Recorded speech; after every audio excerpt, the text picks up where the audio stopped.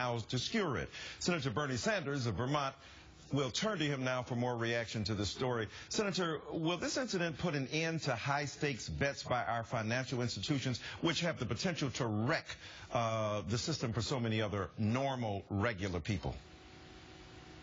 No, sadly, it won't. I think, Michael, the lesson to be learned here is that these guys have learned nothing since their greed and recklessness and illegal behavior drove this country into the worst recession since the 1930s, causing so many people to lose their jobs and their homes and their savings. These guys have learned nothing.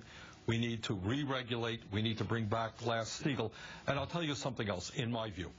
And that is when you have the 6 largest financial institutions in this country, including JPMorgan Chase, when you have these institutions owning assets equivalent to 2/3 of the GDP of the United States of America, over $9 trillion, when they issue half of the mortgages in this country and 2/3 of the credit cards in this country, you know what you've got to do? You've got to break these companies up. Well, You've got to make sure, pardon me? No, go ahead, go ahead. Mm-hmm. You got to break them up. They have too much influence and they have too much power, and it leads to 2 things. This kind of concentration of ownership is bad for the economy, and it leads us down the path, once again, of having to bail them out. Michael, in my view, what we need to do as a country is have our financial institutions not engage in gambling. What JPMorgan Chase did is they lost money because they were gambling. They made a bad bet. Sure.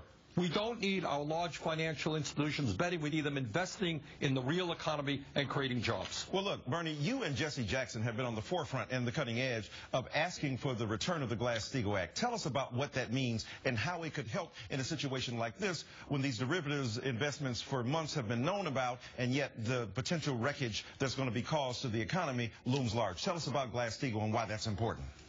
Glass-Steagall was legislation enacted in the 1930s, and what it said is that when the federal government is going to provide insurance, FDIC insurance, to banks, what you cannot have is a situation where commercial banks are merging with investment banks, are merging with insurance companies, because the risk to the taxpayer becomes much too great if one of those entities fail and the whole thing goes down. Right. And that was Glass-Steagall established walls. Now what we need to do, what we have seen in recent years, is that these large financial institutions have moved far, far away from what traditional banking was about. And what traditional conservative banking was about is a company needs some money, you invest in that company, you lend them money, they go out and create jobs, the economy prospers. These guys are now an island unto themselves, engaging in highly complicated trades and bets and derivatives, which have put the entire world's economy at risk. Right. And I think it is time basically to say, you've had your day, you failed, we need a new type of financial system. Well, right. Well, the Glass-Steagall Act, of course, was the separation of church and state for, the protection of the American populace. Mitt Romney wants to repeal Dodd-Frank and deregulate the financial industry. Now, my God, does this incident hurt his case?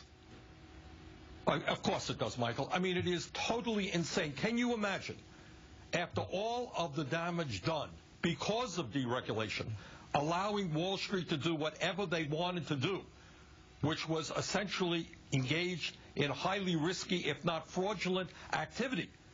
Can you believe somebody saying, well, what we want to do is deregulate?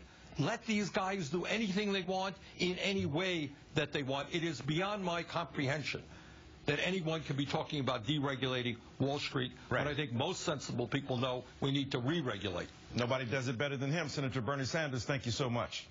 There's a lot more coming up in the next half hour on The Ed Show. Stay tuned. We're going to deal with